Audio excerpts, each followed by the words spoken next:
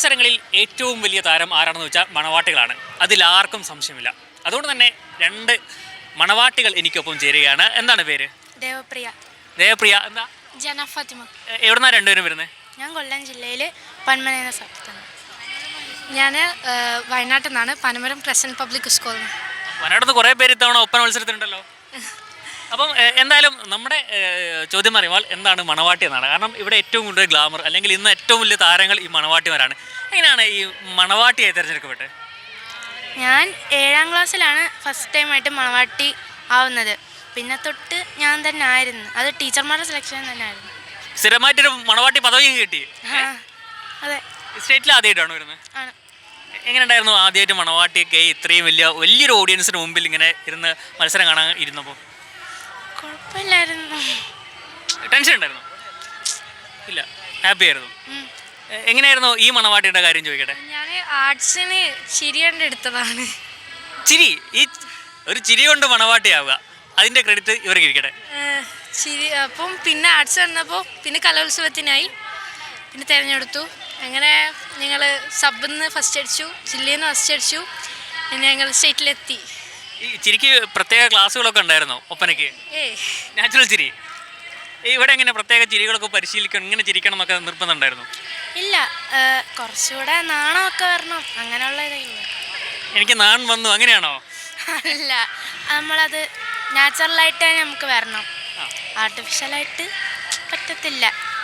പിന്നെ ഒന്ന് നമ്മുടെ മണവാട്ടികളുടെ ഡ്രസ്സാണ്. അത് എടുത്തു പറയേണ്ട കാര്യമാണ്.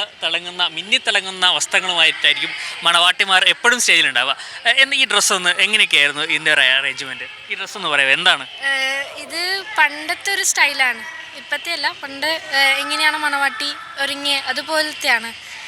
അപ്പോൾ ഇതിലത്തെ ഓരോ മാലേൻ്റെ പേരെനിക്കറിയില്ല. എത്ര മാലയുണ്ട് ഏകദേശം? ഒരു 6 അല്ല 4-5 ഉണ്ടാവും. ഡ്രസ്സുകളൊക്കെ എങ്ങനെ ഇതിനായിട്ട് വാങ്ങിയതാണോ? ഇതിനായിട്ട് ഞങ്ങൾ. ശരി. അപ്പോൾ ഒരു ഏകദേശം എത്ര രൂപയാവും ഒരു മണവാട്ടിയുടെ അണിഞ്ഞൊരുങ്ങാൻ ഇവിടെ ഒരു മത്സരത്തിനെത്തുമ്പോൾ? അത് നോക്കാറില്ല, ഞങ്ങൾ എല്ലാവരും ടീമായിട്ടാണ് ചെയ്യാറ്, അതങ്ങനെ അറിയില്ല. ഈ മത്സരത്തിന് മണവാട്ടിയാകുമ്പോൾ ഏറ്റവും കൂടുതൽ പ്രോത്സാഹനം വീട്ടിൽ നിന്നായിരുന്നോ അല്ലെങ്കിൽ സ്കൂളിൽ നിന്നായിരുന്നു? രണ്ടിടത്തും നല്ല സപ്പോർട്ടായിരുന്നു. സ്കൂളിൽ നിന്നാണെങ്കിലും ടീച്ചേഴ്സ് ആണെങ്കിലും വീട്ടിൽ നിന്നാണെങ്കിലും സപ്പോർട്ടായിരുന്നു.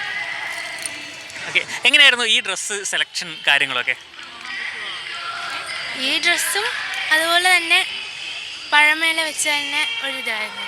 ഒരു ട്രഡീഷണൽ സാധനമാണ് ചൂസ് ചെയ്തതല്ലേ? ശരിക്കും എന്താണ് ഈ ഡ്രസ്സ്, എന്താണ് ഇട്ടിരിക്കുന്നത്? ചട്ടയും മുണ്ടും.